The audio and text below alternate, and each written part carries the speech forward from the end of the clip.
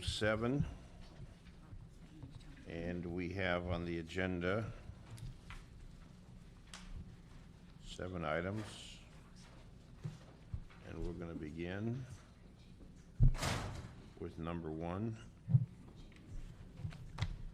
And item number 1 is a report from the Community Development Department relative to a third and final year civil service exemption extension for one grant-funded senior project coordinator position in the Office of Traffic Safety in accordance with Charter Section 10001.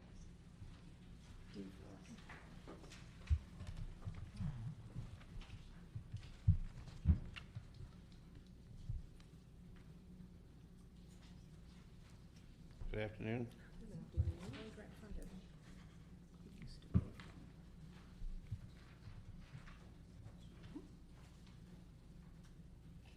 So what is your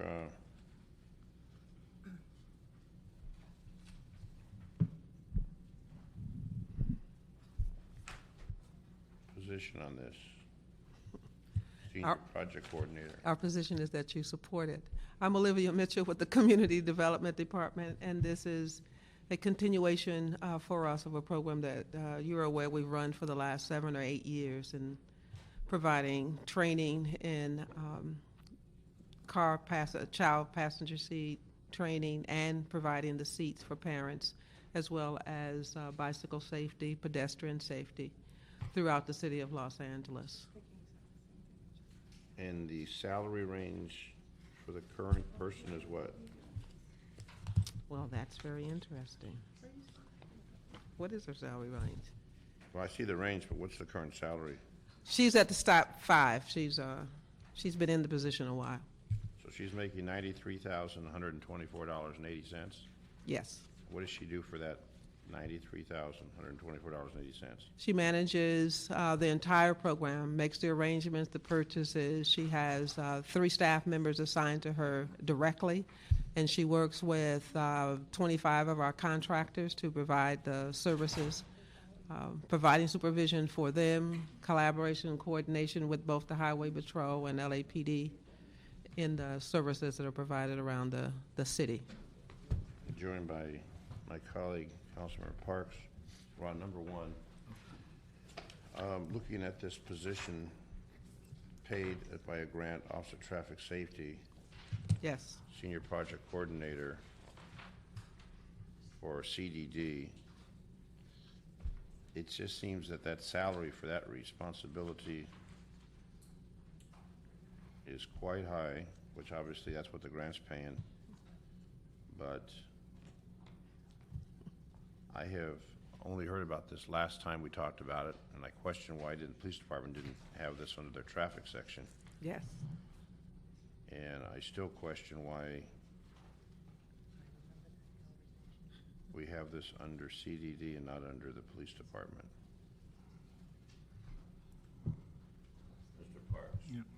Let me ask, on the salary, is this, the grant covers the indirect cost also? Covers all costs All costs. for all the staff assigned. Okay. Now, with this, being this a grant, it doesn't count against our human services count, our 15%? And in terms of an exempt position, Well, I mean, as far as, you know, we can put so much of our CDD money, block grant money into human services? no, it does not, because Doesn't it count is fully funded by the state. All right. All costs, supplies, the equipment, printing.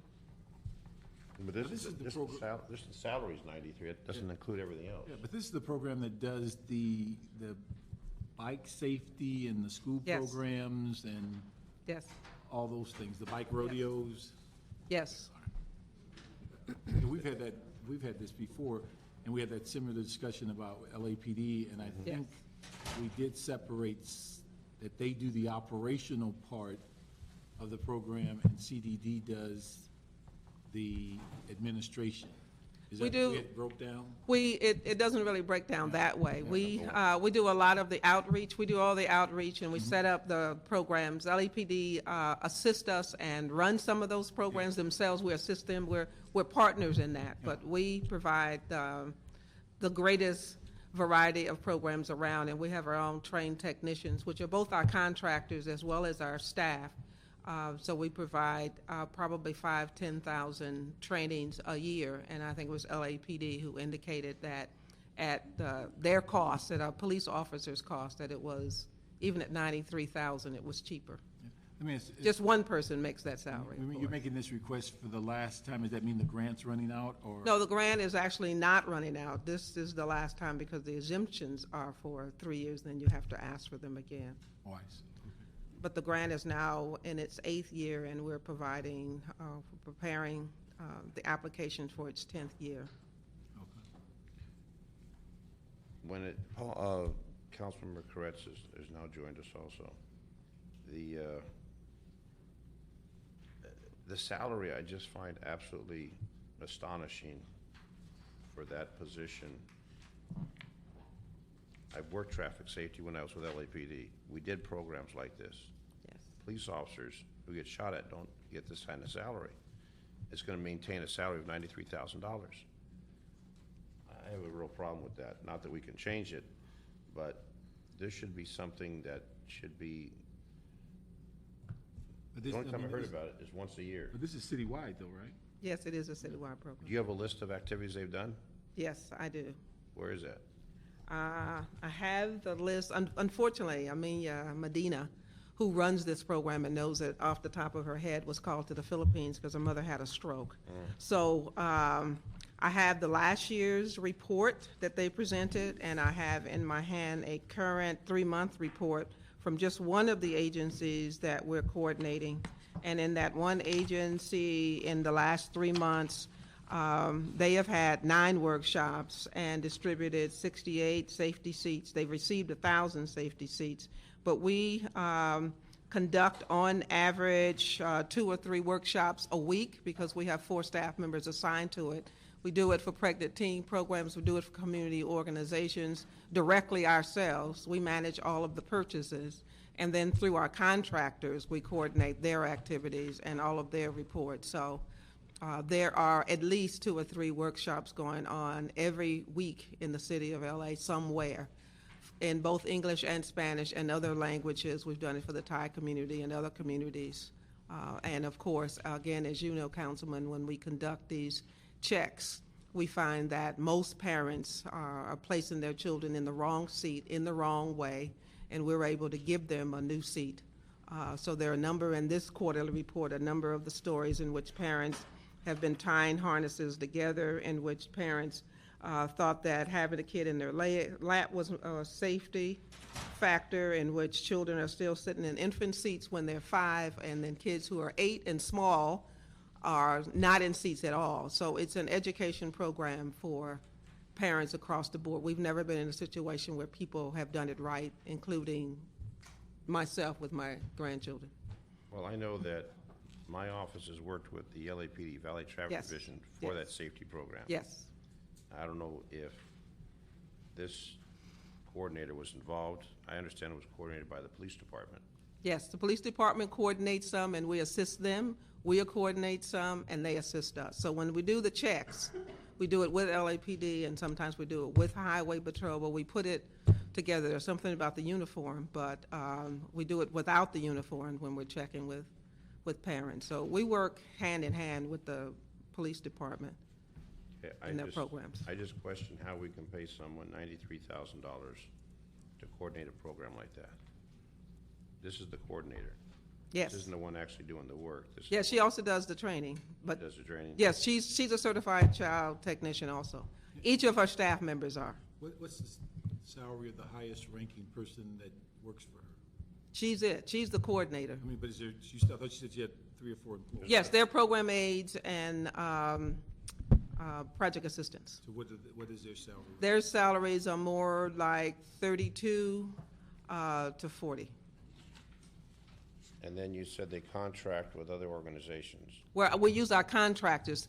Originally, we did contract with our people who provided services. We had contracts with them. We would give them amount of money. They would do the training. The state is the one who insisted that we bring it in-house and coordinate it ourselves. That's why we have 4 staff members, well, we are authorized for 4. We only have 3 and her. And then we coordinate them ourselves. We no longer, and we were paying them like $2,000 a month to do so many classes, but now all of that is here. We do all the inventory. We have to purchase it all. We have our own storage, because the state was not happy over time, not with the results. It was just the fact that we had all of these small contracts, and they preferred that they have one contract with us, and then we handle and coordinate it all. So all of that bookkeeping, all of that, all those payments for supplies go through us. But since we had spent their money, the state's money, to train the staff members to be child passenger safety technicians, which is $1,000 a person, we still use those people to do the training for us, to assist us, so that we're broader than just the four of them. And we've used other city staff, people who were running our city, what were formerly youth and family centers, now are family source centers. One or two of their staff have also been trained. So the number of people who are certified child passenger safety seat technicians is probably closer to 40. And then the annual budget for this program, what's the annual budget? Don't quote me, I forgot. Wait a minute, I'll flip to a piece of paper and tell you what it is. It's $1.5 million. Most of that is on the seats. So we pay for the seats? and We pay for the seats. We pay for the seats, and we we've give got those out. We give those out. we give those free, all sizes to the parents. And where does the 1.5 million come from? It comes from the state. All of it is Office of Traffic Safety. So OTS funds everything. Funds everything. And they do this for us, and do they do a similar program for the police department? Or is They do something smaller for the police department. We have the biggest one in terms of the community outreach. Okay. I know the state is claiming they have no money. Poverty, I understand. We're claiming we have no money. I understand. And when I see a salary like that and see that kind of expenditure, because I understand you can't leave a hospital with a baby unless there's a child safety seat in that car. Yes. They won't let you take that baby home. So somehow the hospitals are involved. It'd be interesting if the state's paying for that too. We have some relationships with some hospitals in which they ask us to come and do the training, because the training is the key, giving them the seat and telling them goodbye. Right. So we do some training with Harbor. We've done training with Harbor General Hospital. We're working with some of the nonprofits who do this as a part of their struggle, so we work with them too. So what happens next year when the state says we can't fund this anymore? Well, we'll probably still have people who provide the training. The issue will be whether or not we can get donations of the child passengers, the child safety seats.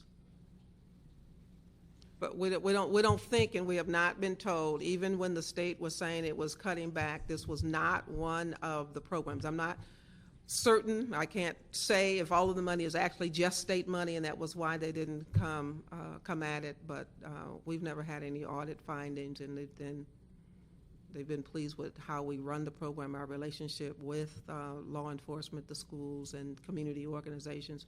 We do much more community outreach than other people do. Because we have all these contractors working with low-income people, we're able to do it. We go to the Ramona high schools and et cetera.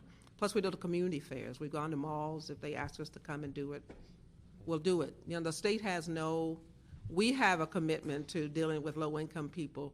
The state is only concerned that they get the chair. Right. They don't care if they're Britney Spears. Oh. So the one thing I think I'm clear on, but I came in the middle, no matter how this goes, this doesn't impact city funding, right? No, it Because does it's not. funded by the state. It's fully funded, all related costs. And do we set the salary, or do they set the salary? No, we set the salary. This is a city employee, and the salary is consistent with what she would earn as a city employee at that staff level. What we determined was the level at which we wanted someone to be the coordinator, and she's been in that position with that title for 7 years. Thank you. And the only other irrelevant thing that I would say is I get a kick out of this because 35 years ago, Tom LaBonge and I were both teenagers in the Mayor's Youth Advisory Council, and we were Olivia's kids 35 years ago. So we're all still doing this kind of stuff today, which is very interesting. Thank you, you're an elected official. I'm still working as an employee, but that's okay. I think that's You can make decisions for me. Well, thank you. Thank you, Paul. Oh, sorry, Councilman Koretz. Mr. Park? Thank you. Okay, your pleasure, sir. I guess I'd move the item. All right. You've got it. Thank you very much. Thank you. Number 2. Item number 2 is a report from the Los Angeles Department of Water and Power, an ordinance, and the city administrative officer to verbally report relative to the amendment of the LA Administrative Code to provide wage parity for other than executive non-representative DWP employees. Well, who's here for this? Don't be shy. Not sure if the CEO's office is planning to be here, but I'm right here. Oh, okay. I'm representing the Los Angeles Department of Water and Power. I'm Laurel Legato. Okay. Yes, this did go to the EERC in December and was approved. And it's here now after the ERC. Does it go to Budget and Finance after this? It shouldn't. No, this is a done deal. I thought it was resolved before. Global report, considered personnel committee 29, because Rossi reported the executive employer base had already approved the wage increases. Only 3 positions were occupied. No impact on the general fund. Okay. So it looks like it was here and it had a problem. Right, it was here before, and you had asked whether it had gone through the EERC, and it had not. So we did take it into the EERC last month, and it was approved. Okay. The total cost is about $75,000, which is all paid for by DWP. Which is 2/3 of that grant we talked about earlier. That's right. 2/3 of the grant. Paul Perez. We have Beth Mann. approval. Move the item. Approved. Thank you. Number 3, please. Item number 3 is a report from the Personnel Department in response to Motion Parks Zine relative to an evaluation of the city's healthcare plans to determine if they operate in accordance with protections set forth in AB 2 and the identification of any issues related to healthcare coverage that should be addressed through the legislative process. Good afternoon. I'm Randon Calvo from the Personnel Department. And I'm Alex Vasquez with Personnel Department. As you know, the Personnel Department was asked to evaluate the city's health care plans and determine if they comply with California Assembly Bill 2 and to identify any issues relative to health care coverage that should be addressed through the legislative process. The intent of AB 2 was to protect consumers of individual health care plans from having their policies canceled or rescinded due to an insurance company's claim that the person intentionally misled the insurance company on their application. This bill was vetoed by Governor Schwarzenegger on October 12, 2009. However, if it had passed, it would not have affected the city's flex benefits plan because the city's flex benefits plan is a group health care plan, and it's not an individual health care plan, which would have fallen under AB 2. So, furthermore, members of the flex plan do not have their benefits canceled for having pre-existing conditions. That is not something that we ask employees when they get health care. They're entitled to health care if they're eligible under our plan. So on that matter, any questions? If not, we'll note and file it. Thank you. Thank you. Thank you very much. Note and file, number 3.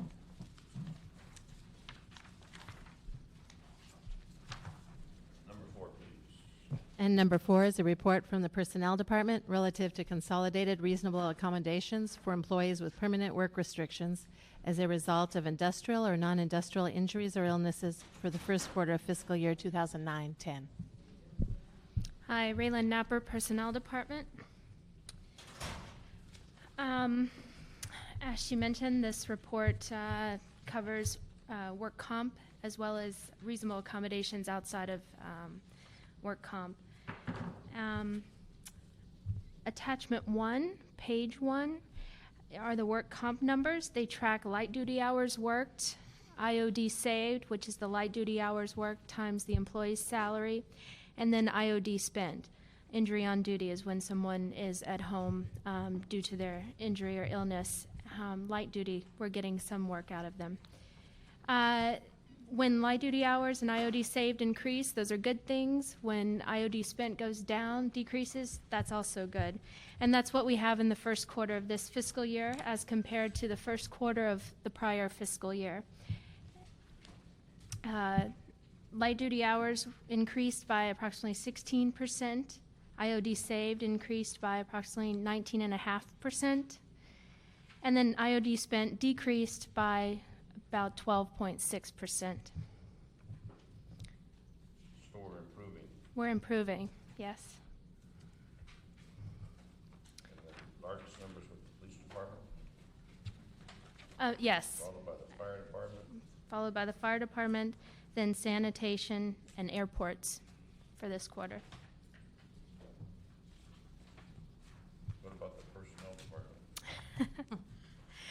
Pretty low, only 25,900 spent so far of IOD this year. How do you get hurt the personnel department? I can't speak to that. Yeah, serious paper cuts. No. Paper Here in the cuts. police department. This is where you get the paper cuts.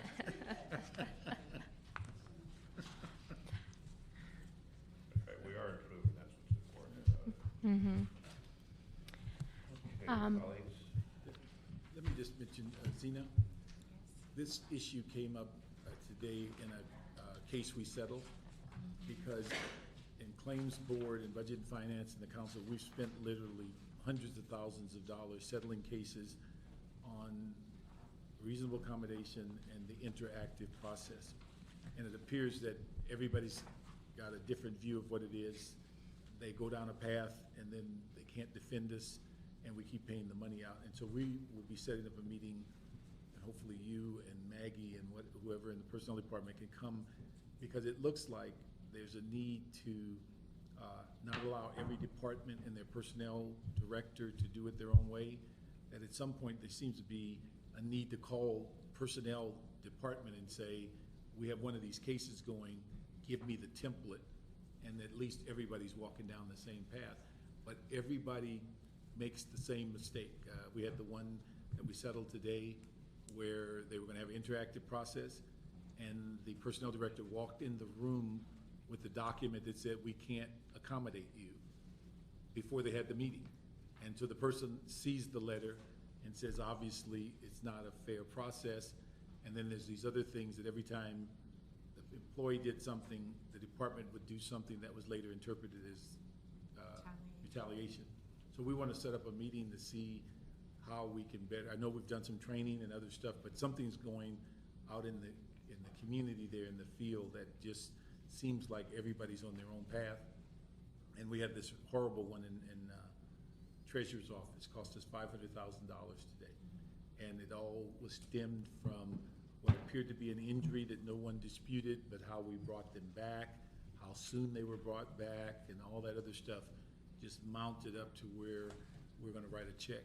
And it just, a lot of it seemed like it could have been avoided, but that's something that we had it scheduled recently. We had to cancel it from my side, but we need to get with you and Maggie on those two issues. And then a third one deals with what do we do? We have an inconsistency of how we close out investigations when employees are quitting or retiring. Most departments just stop. And then if we get sued, part of the reason we settle a case is we never brought the investigation to a conclusion. So those are three things that we need to sit down and figure out what a citywide strategy is and close down some of the litigation. Thank you. all right. So on this matter, is there anything else we, I just say I agree with that. In some of these cases that we've been hearing, it seems like common sense should have been able to avoid them. But since everyone's variation of common sense seems to be different, I agree we need to try and get on the same page policy-wise so we don't see more of these cases. it does cost us money when it doesn't go properly. Quite a lot.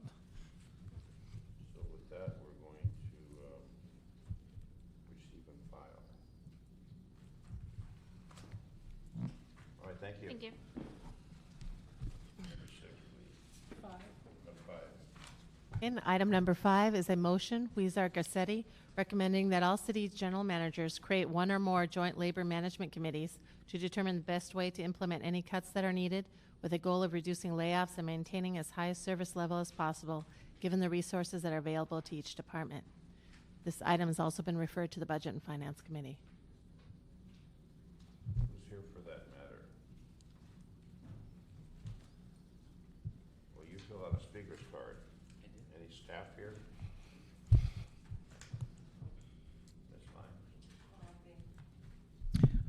Lyons? Constable? Maria Aspen from the CAO's office. I mean, from our perspective, we just wanted you to consider that, you know, we're asking the general managers to do quite a lot right now with, you know, with the budget cuts and trying to deal with people that are leaving and fewer resources. And our office is working very closely with all of the unions. We have a meeting set up for Friday where we're going to discuss all of these issues and you know, utilizing the mutual gains process. So we're just wondering whether or not we need to add another layer, another official kind of process for general managers to handle at this particular point. That's what I was going to ask you. It appeared, and I know we have some of these labor management organizations.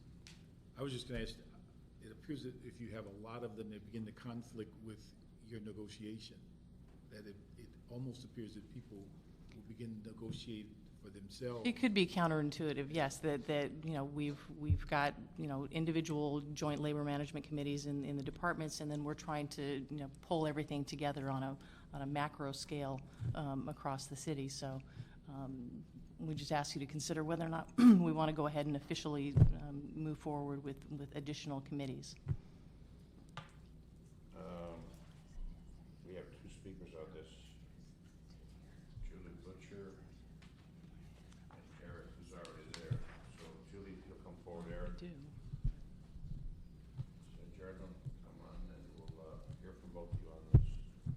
With all due respect, I find it incredulous that there would be an argument at this time of crisis that we would not talk to the workers. So rather than what's been the tradition, at least these last several months, is of unilateral action, the fact is, one, it's city policy. I'll just give you an example. The city unions came up with a carve-out on workers' comp that everybody else is very proud to take credit for, that has reduced litigated claims by 493%.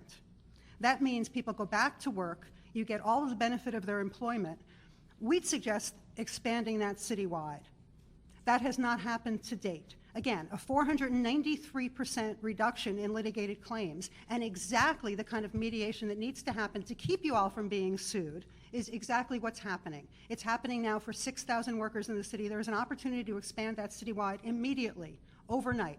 So rather than proposing long-term devastation to city families that do nothing to solve our budget crisis now, we expect to be part of the solution. The Labor Management Committee, just as an example, in street services, when it first started, the folks that do the sweepers, overnight, doubled the number of streets. This is funny, guys. You should actually listen. You'll be able to tell this joke. Literally doubled the amount of streets that we sweep overnight because the workers insisted that we actually sweep the streets on the way back to the yard as well as the way out from the yard. That's what you need right now at this moment of crisis. Not unilateral, stupid ideas, wholesale privatization schemes that won't get you anything now. You have workers ready to stand with you to figure out how to keep this city solvent. And we'd expect to be treated like the partners we've shown ourselves to be. In every department, in 1981, there were 1,082 men picking up our trash.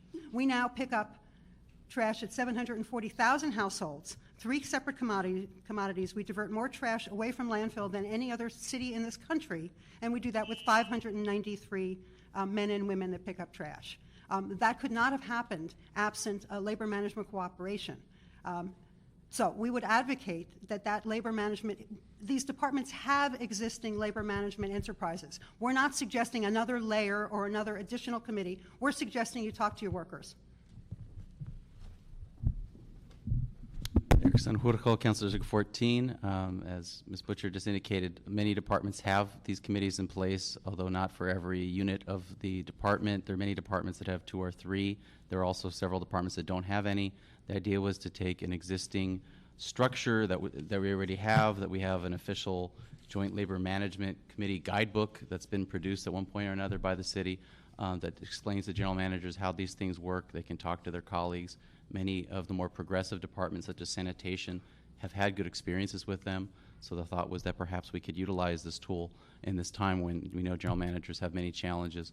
We did, of course, propose this motion last summer, so this isn't something we proposed last week. So we know we're getting close to the budget now and times are getting tough.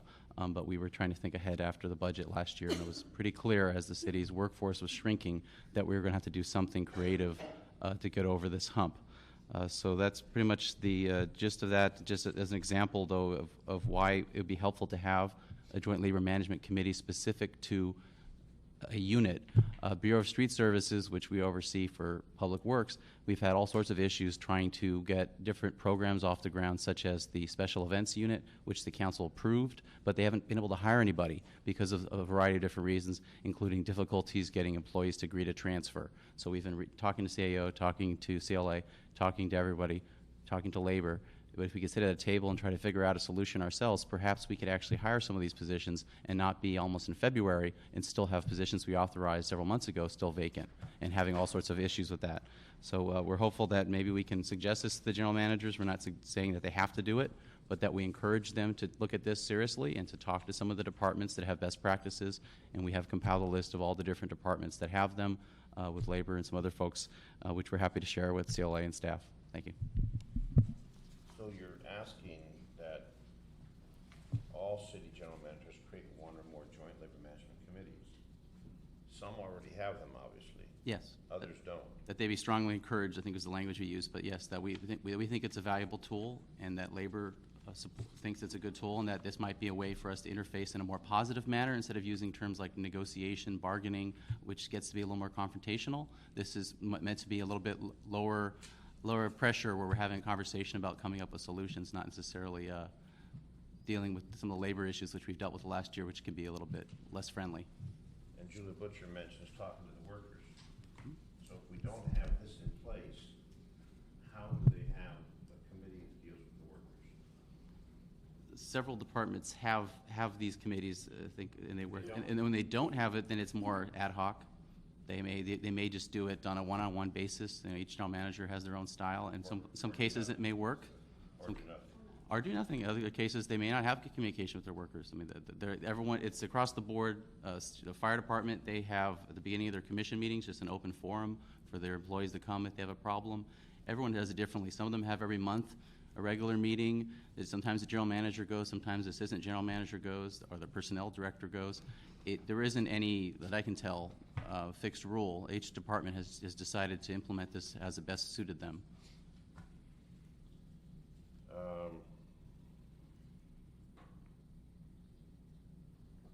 On January 19th, ERC approved a CAO recommendation that the mutual gains process be initiated.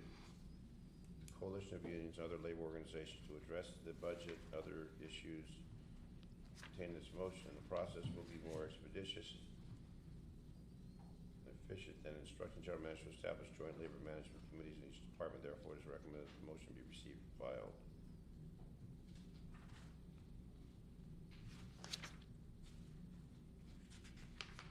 Julie, on the aspect of the relationship between the workers and the general managers, how many of the departments are actually dealing with that in a The ones positive? that actually get work done are the ones that have functional labor management processes. They do. Yeah, sanitation, DOT to some extent. You're saying the ones that have a labor management committee, That's been my experience. and the others? Acting unilaterally, then we make a demand to bargain after some stupid idea is fronted, and then we fight about it for 6 months until some rational sense comes out of it. So this would actually, you would support this? You would support this item number 5 Yes. on the union side? Absolutely. And I want to make it clear from the CAO's perspective, we're not saying that we want to unilaterally implement anything. We've made it very clear that we are engaged in the mutual gains process. We're engaged with all of the employee organizations and the general managers, and we want everybody's ideas. We just don't think that we need to have additional official joint labor management committees at this time. If they work for departments, that's perfectly fine, and we want their ideas. We're looking for solutions. Mr. Chair, if I could put in my 2 cents, I would beg to disagree, and I think we've seen it just now with our management trying to jam the unions with a last-second proposal to deal with pensions in an arena that won't give us relief for many, many years because we're not hiring many folks, and only deals with new hires. I think that was a perfect example of what goes on without this kind of collaborative process. And I think, on the other hand, what we've done this year in terms of budget, after we had our budget approved, but then we found ourselves hundreds of millions of dollars short, it's been a very collaborative process where the unions, by and large, have been our partners and not our adversaries. And I think creating this kind of a process engenders that kind of approach, that we're actually working together, we're having discussions, and I think the ultimate results from what we've seen have been much better. If we hadn't operated that way in the budget process this year, we'd be so broke, we'd probably be talking about bankruptcy right now, or we would have laid off thousands of workers, one or the other. I think this is a very positive, collaborative step, and I think we absolutely should go forward with it. Well, I come from a background where I was with the PPL for 8 years, and it seems they love you today and they don't love you tomorrow. And I think what we look at from the union perspective, from a council position, from a taxpayer, is this contract that many unions have signed off on has been concessions by the union, their members, because of the economic situation. And they were at the table negotiating, and I would believe in professional, fair fashion. When employees are going without pay raises or cost of living raises or any kind of financial compensation, in addition to their current benefits, that to me is a union that's working with the establishment versus walking out and creating havoc in the community. So I look at this as not cumbersome. I look at it as a general manager who's responsible for a department to be responsive to the employees and responsible to the taxpayers in the system. So I would recommend that the motion be modified to say that we direct, instead of recommending, that we direct that all city general managers create one or more joint labor management committees to determine the best way to implement any cuts that are needed, with a goal of reducing layoffs and maintaining as high a service level as possible, given the resources that are available to each department. So I would take away the recommend, and I would direct that the city general managers create one or more. They may do one, may do more, whatever, but direct that they do that to benefit the outcome that we're all gonna be facing, and we're facing every day. I'll second that. So that way, the more discussion, I think, the better the relationship. But it troubled me when we look at what's currently discussed on pension reform, where a lot of folks in unions thought they were being excluded when we just set the contracts when they were included. So I've always believed that the more people that work together, we can get things accomplished. So, point of clarification, Councilmember Zine, relative to your motion, do you intend that even if a department has a joint labor management committee, that they create an additional one? No, if they have one, that's fine. Okay, so But they that's must not, have. can In you, other words, the recommendation, which is now, I want to change that to recommend to direct, create one or more. If they already have it, that's fine. I don't want to create more if what they have is working, but they must have at least one, which is what this motion would call for.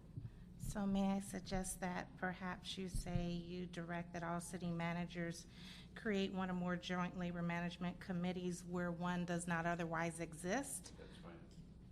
Okay. And then to determine the best way to implement any cuts, et cetera. apparently, according to Ms. Butcher, some don't have it. Correct. Okay. So is that okay with you, Eric? Mr. Parks? All right, so that's the recommendation. Hello? Yeah, hold on a second. So have a second? The Yes. motion's moved? Yes. All in agreement? Okay, fine, that'll be the order on number 5. Thank you. Okay, number 6, please. Hello? And number 6 is a motion, Weezer Gruel, instructing the CAO to conduct an analysis of city service contracts executed over the last 2 calendar years and the first half of 2009 to determine whether the current procedures properly regulate departments' compliance with the contracting process. To include in its analysis total contracting per year, amounts spent on each contract by department, geographical and demographic information regarding contractors, and any and all contracting documents created by departments.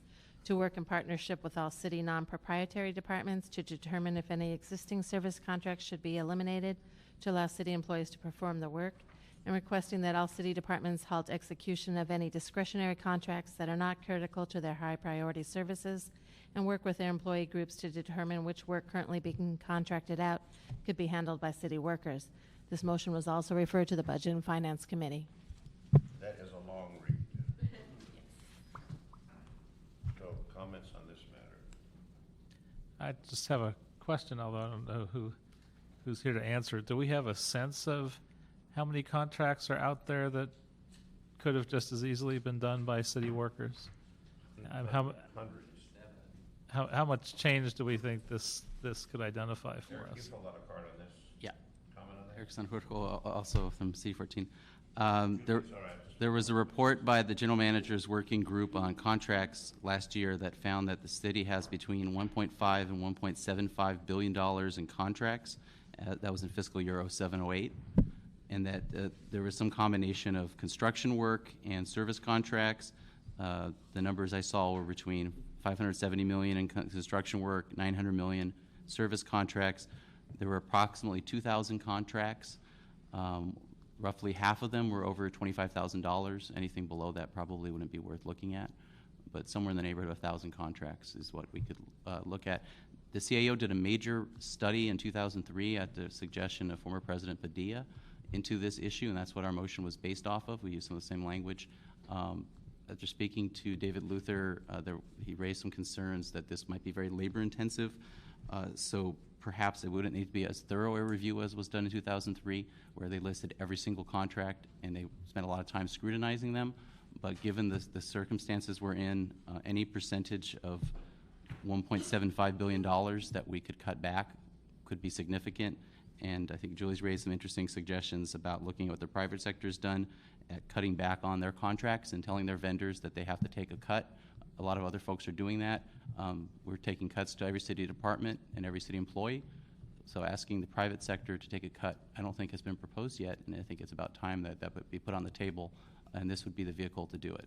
I know the city attorney has told outside counsel that they're going to take a cut or they won't get those cases, and I think it was 25% cut on the package that they had. So a lot of people are doing that. Julie? And I should actually mention I'm working on a motion in my office to, at a minimum, request that all current contractors take a voluntary 10% cut. I think we should be asking everyone that we don't eliminate, that they recognize the situation we're in and cut back as everyone else is.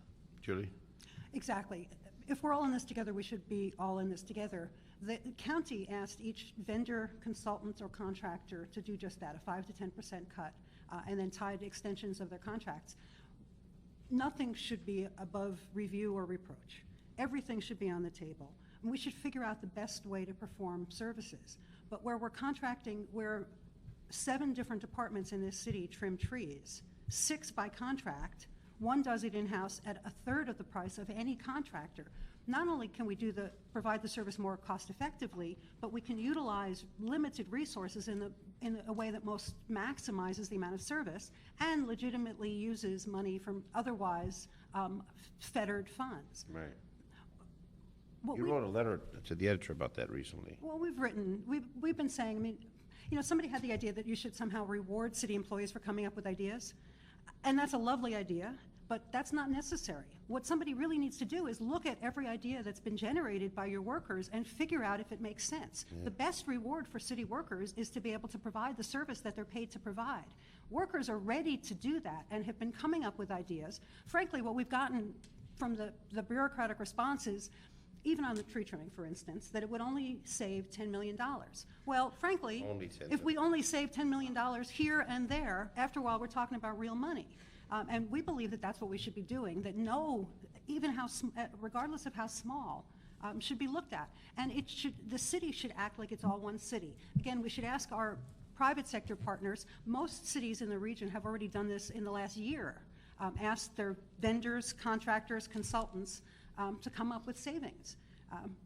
In addition to looking at work that we can do between departments and in-house in the most cost-effective way. It is 7 cents per square foot cheaper to clean our buildings using city custodians. There is no reason that any work should be contracted out. We should, as a cost-saving measure, bring that work in-house.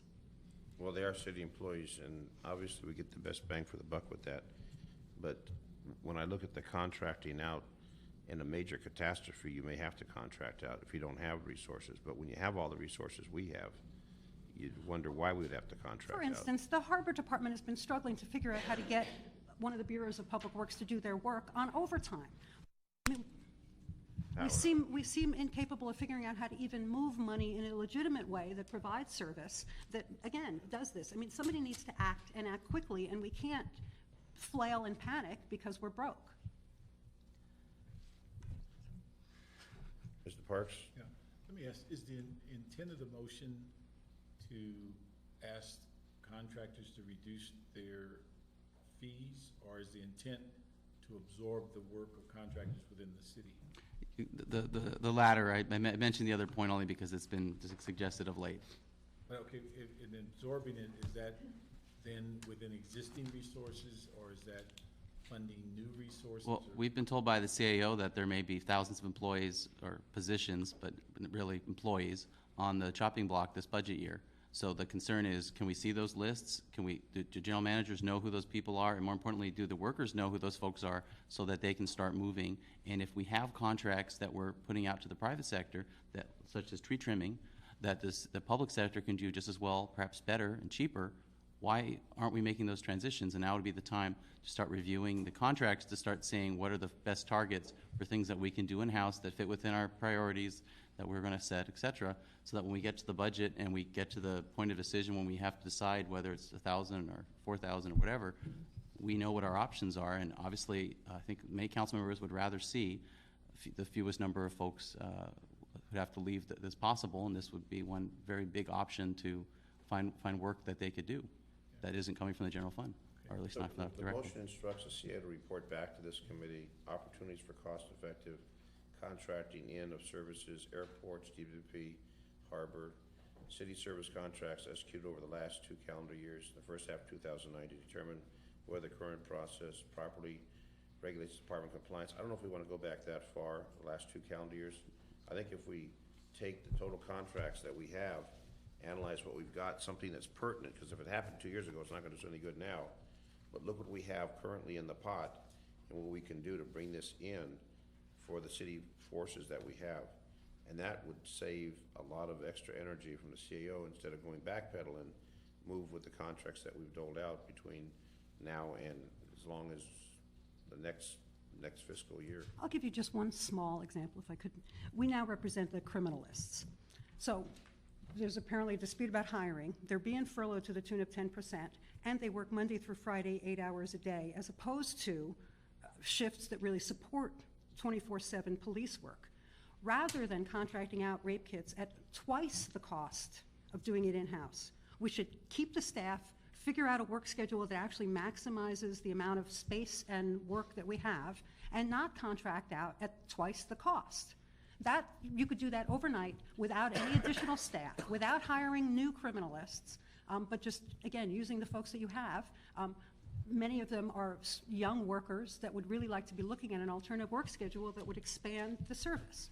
Those are the kind of things we think that we should be looking at. Well, I think that's why joint labor management may help bring that about, because as you know, we're running out of time. And we need to get it done and not keep debating it, because we've been debating it for a long time. Mr. Chair? Yes. I have a historic question. How did we get to this point in the first place? How did we contract out tree trimming at greater expense and other services at greater expense than could be done in-house? How did we wind up here Well, over because the I think years? that only in some circumstances do y'all really believe that you run every city department. And I think there's been lax management of particularly proprietary departments in this city. And I think that, frankly, I believe it's a failure for the city to act like it's all one city, that you're in charge. Because general managers basically do My what they opinion. want to do. They have So a budget and they do what why they would wanna the do. general managers have contracted out at greater expense? It's a good question. They think it's simpler, I think is what I've heard most frequently. Well, if you look at the 93,000 salary, you look at the $500 million, it's a $7 billion budget, so people kind of just slough it off. Well, it's a $7 billion budget, so what's a couple $100,000 or $1 million? That's one of the problems. Every time we bring that up, so, well, it's not that much. Well, it is that much, because it all amounts up to $7 billion, which is now shrinking quickly to $6 billion, and you're still spending $7 billion. So what I would recommend, if the committee supports this, instruct the CEO to report back to this committee pursuant to the motion, but not go 2 years back. Go from this year, what we have actually out for I don't know how long they get those contracts. Current contracts would be, If we just did the current contract. So we look at current contracts. Current contracts. Right. But isn't there something in the charter that you have to do special in order to go outside to get a vendor? Yeah, there's a 1022, Okay, what does yes, that there is a require? process. So what does that require? Don't you have to evaluate whether the city has resources and whether the cost is higher or lower, or isn't that part of the? Yes, that is part of the analysis that's supposed to be done before the contracts are actually approved. But the report that came on the police department under Chief Bratton, $60 million was spent where they weren't doing RFPs, where they weren't getting receipts. Well, the rules are there, they're not being followed. And that was recently released, where that administration was doing whatever they wanted, not following the rules. That's one of the problems. The rules are there, but they didn't follow them. $60 million. Yeah, I don't know the details of that particular case, but. Well, that was but all over the paper. Procedures are there, yes. No, the procedures are there, accurate, but they're not being followed. And that's what that audit showed, is they were doing contracts without doing RFPs. They were spending $2 million without any receipts, and it totaled $60 million. And that was an audit, not of every expenditure, just certain ones. So, but again, the rules are there, and the audit shows that the rules weren't followed. Meanwhile, we're out the money. So that'll be, without objection, that'll be the direction on number 6. Thank you both for your testimony. Number 7, please. And number 7, City Attorney and CAO to report in response to motion Zine Weezer requesting that the City Attorney, with assistance of the Personnel Department and the CAO, prepare and present an ordinance to provide that all full-time city employees who are activated by the Armed Services of the United States in response to Operation Enduring Freedom receive the difference between their current city salaries and their military salaries and continuation of current city medical, dental, and life insurance program benefits for the duration of their military assignment, consistent with previously adopted military leave ordinances. Amen. Susan Ozawa, CAO. This is an ordinance that's similar to the other military leave salary differential ordinances that we've had in the past. Operation Iraqi Freedom, Desert Storm, the tsunami. And this is for Operation Enduring Freedom, which expands actually because our military operations are not now limited to Iraq, and we've gone out. So Enduring Freedom will cover, and we are having some employees, we do have some employees now that are deployed under Operation Enduring Freedom. So we'd like to get their salaries covered. Would we have any employees deployed to a situation like Haiti? That I don't know. But that would probably be short-term versus long-term. Yeah, and that would that would not be That'd be Enduring another Freedom. motion. Yeah, we'd have to do something separate. Enduring Freedom covers Afghanistan, the Philippines, the Horn of Africa, which includes Somalia, and the Trans-Sahara. everywhere there could be a problem, that there is a problem.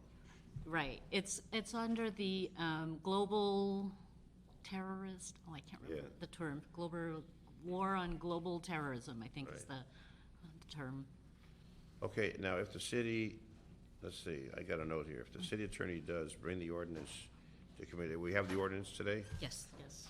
Okay. We ask the clerk if the ordinance can be approved in committee, if submitted at committee, or if the ordinance needs to be waived so that it can be forwarded to council to be in the same agenda as the motion. That's a technical issue.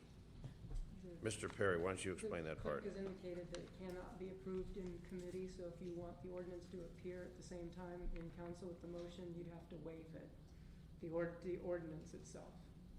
That's correct. The ordinance So has we just will- been submitted. We will do as requested by the clerk to have this done for our city employees who are activated for military duty.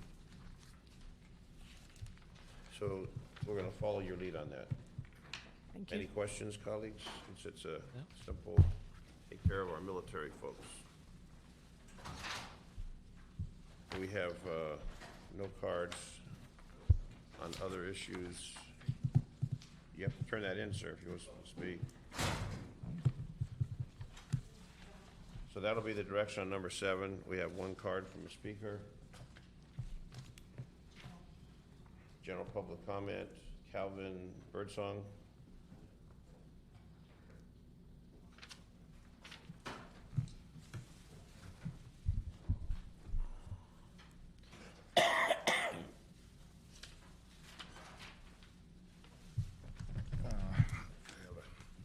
Handout here also for your copies.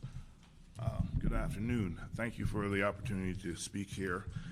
My name is Calvin Birdsong, and for 10 years and 10 months, I faithfully and loyally served the city of Los Angeles in the positions of management assistant and management analyst.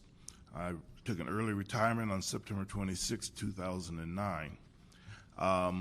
I believed, and I was very glad to hear when the city started implementing an early retirement program, because I sort of felt it was a win-win type process. I'd seen it work in other locations, and I was looking forward to it. So I retired. I was retired in a state where I was grandfathered into the program. However, I made all my plans and particularly financial plans, based upon the concept that it was an incentive program, and that at least half of the incentive, cash incentive, would be paid at the, approximately, at the end of the ERIP sign-up period, and go from there. And then, another year and the other half. I understand about the half and the 1% payment.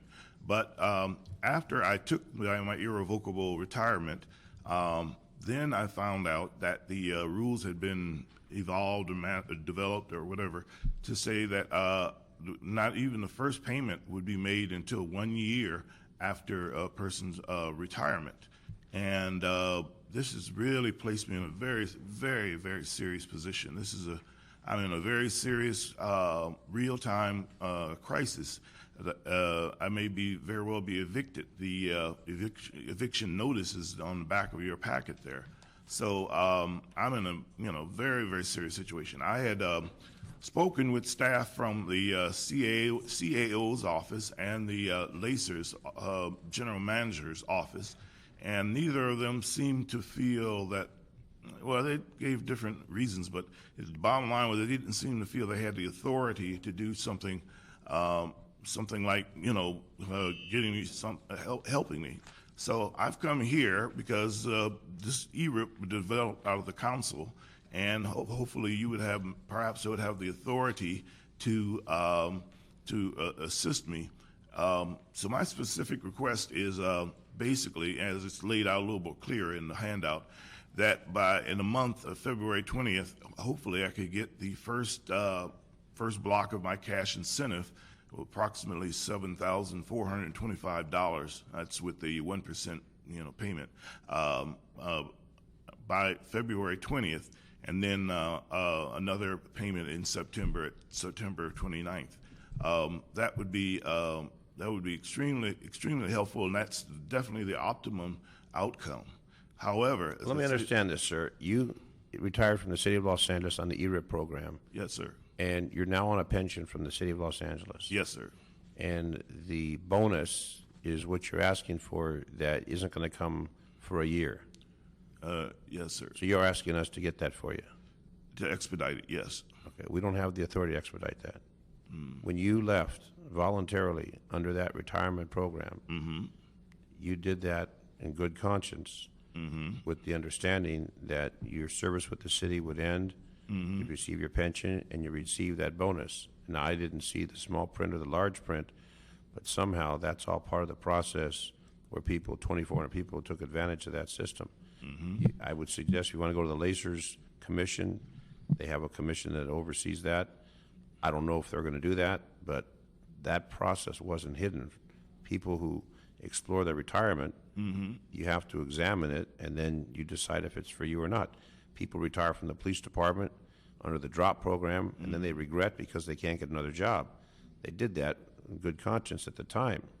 So, I don't know if it was a small print you missed or whatever, but there wasn't any hidden agenda on that. No, that rule hadn't been promulgated at the time I retired. Did you check with anybody, the retirement coordinator? Did you talk to anybody about it? I asked Lacer's staff several times, and they said they don't know. Before you left. I'm saying before I left, as I was working with Lacer's on my retirement, I asked them several times, when is the dates of the payment, and they say they didn't know. They had a very Well, if they didn't know, then why did serious wait. outlook to They didn't know, then why didn't you press to get an answer from someone else?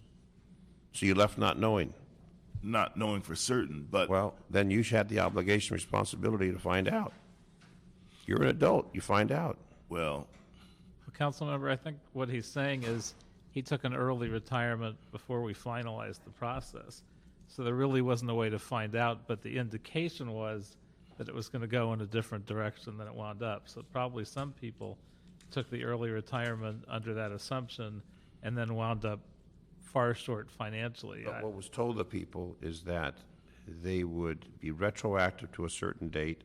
Whatever provisions were there would be retroactive. That's what was told to people. You could retire because we didn't have that matter resolved, but whatever happened, it would be retroactive. So you could have stayed. No one forced you out. You could have stayed until it was finalized. You elected to leave before that point. And when it was finalized, that was the condition that was governing that particular program.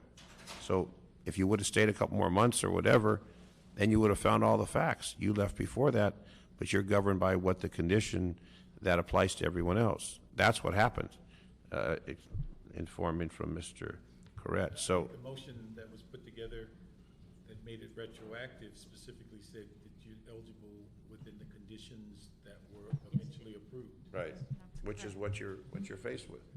But again, no one forced you out. It was voluntary. So if you would have stayed till it was all said and done, but you left before it was all said and done, so there's nothing we can do about that. But even going to the Lacers Commission is not going to do any good, because that's the rule, that you have to wait to get that cash payment. Now, that may give you an opportunity to get a loan from the credit union, having that as collateral, since they know you're going to get it, but that's a financial decision you have to make, sir. all right. Any other questions, any other comments, my colleagues? No, I think it's unfortunate, but I don't know. I don't see how we can do anything about it. There's probably, I would have to guess, there's 10 or 20 people out there that retired with the expectation that things would turn out one way, and they just didn't. But we didn't. But I don't know what we can do about it, because we didn't guarantee what was on the table was what they'd ultimately get. We didn't even know if it was going to happen for sure, and people took No, that. it almost didn't. It almost didn't. But then we did say, because I remember doing that motion, whatever was approved, whatever's going to be approved is going to be retroactive to a certain date, which some people said, okay, that's great. So whatever your financial situation was, only you know that. But it was all put out to the folks at the time we did that. But this is the first issue I've heard that anyone had a problem with that. So there's nothing we can do for you, sir. Well, in my handout, too, I do have a second option where if you could ask the city attorney perhaps to help me identify someone who could buy the rights of the payment, like they call it a structured settlement sort of situation, whereas I could, sell it for $12,000 and then get the cash I need very soon. You could do that. Could No, they? the city attorney's not going to get involved in that. That would be you, just like someone who sells their will. People do that. But Well, that's a private venture. We're not going to get involved in that with the city attorney's office. You are no longer a city employee, which means you're retired. And when you're retired, you have those wonderful benefits. You have that pension. You have the medical aspect. What you have to do now is not seek the assistance of the city attorney's office, but if you need private counsel to do that. But people sell things all the time. You could use that as collateral at the time it comes in. Maybe a bank will loan against it. But that's a private function you have to do. And there's companies that advertise all over the place that do structured settlements. Very few want to work with something that small or government. Because that was actually the first thing I did. I called maybe a dozen or 24 of those type of companies that you see advertising that, but no response. I mean, no takers. How much do they owe you?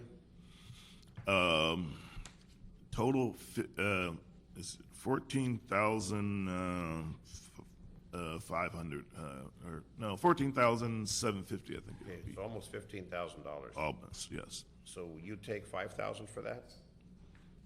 No, I wouldn't take 5. No, 10, maybe 12, 10 or 12. Might try a pawn shop. A what? A pawn shop. Do they do that? A pawn shop. Someone might do it. I'm telling you, I'm just giving you some ideas. A pawn shop might say, because they take things in collateral. Mm-hmm. A pawn shop might do, because it's money guaranteed. It's not that, you have to worry about getting it. So, Right. Right. Yeah. Well, I'll just continue, and I just. Well, we appreciate your bringing that forward. It's the first we've heard about it. But Yeah. This completes this meeting of the Personnel Committee. Thank you at 3:13.